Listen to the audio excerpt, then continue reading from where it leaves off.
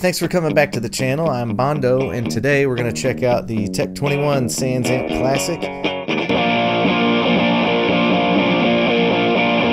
Kurt Cobain used this on the Nirvana album in Utero.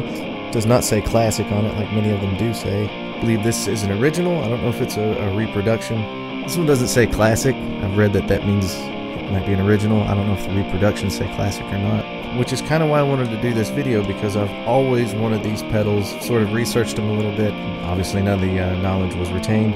If there's things I'm missing, things that you know about this pedal that I don't know about, something doesn't sound right, if it sounds like crap, if it sounds great, talk about it in the comments. I'd love for you to tell me about it. This is a pedal I've been after ever since I was a young lad and able to research on the internet what equipment Kurt Cobain used, and I found out about the Tech 21 Sansamp Classic that Kurt Cobain used as a distortion pedal during the In Utero era, which is an iconic album, an iconic guitar sound. Say what you will about his ability to play guitar. The guitar work on that album sounds amazing, and it is amazing. To me, the Nirvana sound of the In Utero era is very unique. There's nothing else that sounds quite like that guitar sound. Matter of fact, I don't know if I would like those songs as well as I do if those guitars didn't sound the way they sound.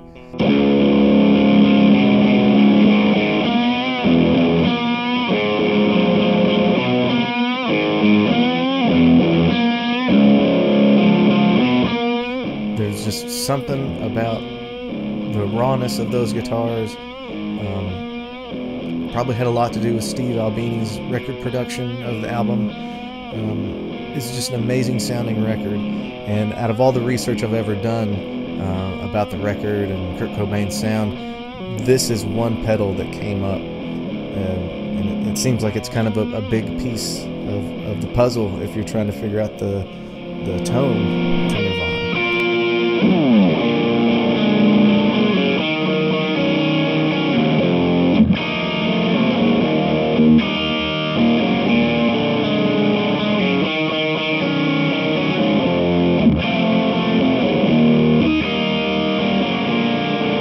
Will this pedal make you sound like Kurt Cobain off of In Utero? No, it won't. It'll get you in the ballpark. I think one of the most important things to remember when you're trying to emulate a guitarist comes down to more than just a pedal. It comes down to more than effect. It comes down to more than just the guitar. There's the speakers in the cabinet, the actual amp itself. I think they ended up using quadriverb. Not sure what kind of speakers they used. There's a ton of great information out there about Kurt Cobain and Nirvana's guitar sounds.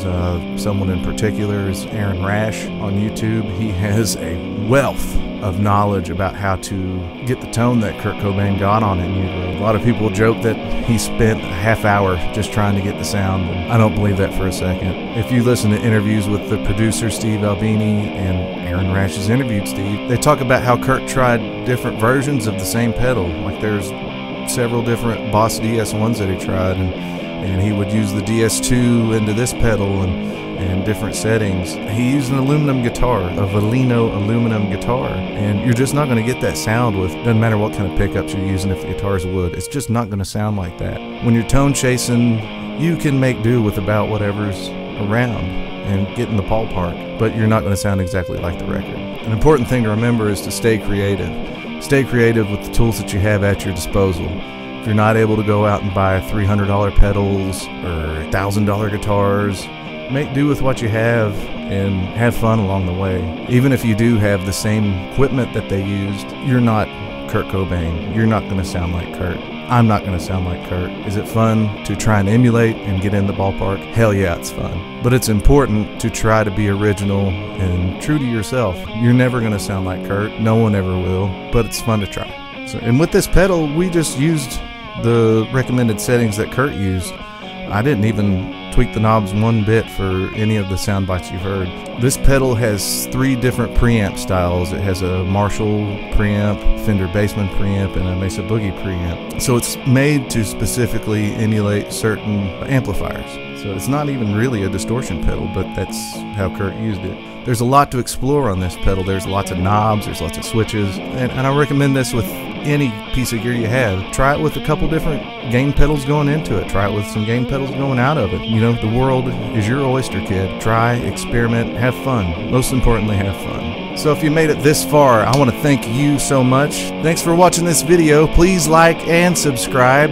We'll see you later.